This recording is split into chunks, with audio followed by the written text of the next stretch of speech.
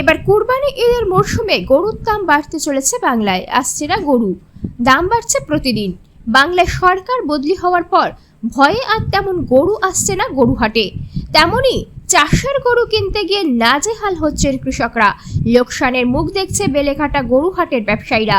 চাঞ্চল্যকর অভিযোগ, এবার কুরবানি ঈদের আগে গরুর দাম আরও বাড়তে চলেছে। কারণ শুনলে চমকে যেতে পারেন আপনিও, যদি অভিযোগ সত্যি হয়। বিহার, ঝাড়খণ্ড ও পার্শ্ববর্তী রাজ্য ও জেলার একাধিক প্রান্ত থেকে আসছে না গরু। বহু জায়গায় হুমকি দেওয়ার অভিযোগ পর্যন্ত এসেছে। আবার অনেক জায়গায় হিন্দুত্ববাদী নেতারা আসরে নেমে মুসলিমদের অভয় দিয়েছেন। তবে আতঙ্ক তৈরি হচ্ছে সর্বত্রই। সামনে কুরবানি ঈদ, তার আগে আতঙ্ক তৈরি হয়েছে বহু জায়গায়। উত্তর 24 পরগনা জেলার বেলেঘাটা হাটে দেখা গেছে সেই ছবি। ব্যুরো রিপোর্ট, আমডাঙ্গা বার্তা।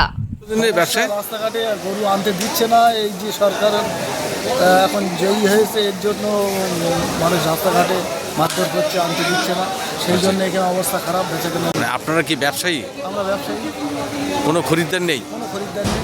কার কাছে খরিদ্দার নেই? খরিদ্দারটা আসছে না কেন? আসছে না, এই সরকার ক্ষমতা এসছে, রাস্তাঘাটে লুটপাট করছে। আচ্ছা, সেই জন্য ভয়ে আসছে না। আচ্ছা, আর কি নাম কি আপনার? আমার নাম খবর সরকার। এর মতো গরু আসছে না, আগের মতন গরু আসছে না। আগে আছে যেভাবে গরু আসতো সেই মতন ও গরু আর আসছে না, ভয়তে এই সরকার বদলি হওয়ার পর। মানে কেউ ব্যবসায়ীরা নিয়ে আসতে পারছে না? না না না, ব্যবসায়ী নিয়ে আসতে পারছে না। আর গরুগুলো সাধারণত কোথা থেকে আসে? মেদিনীপুর থেকে আসতো, কিন্তু এখন আর আসছে না, না। ভয়তে নিয়ে আসতে পারছে না। ভয়তে নিয়ে আসতে পারছে। আপনার নাম কি? মোহাম্মদ নাজির হোসেন। কত পড়লো কত গরুটা? কি তুলনায় কি দাম কম না বেশি? না, ঠিক আছে দাম।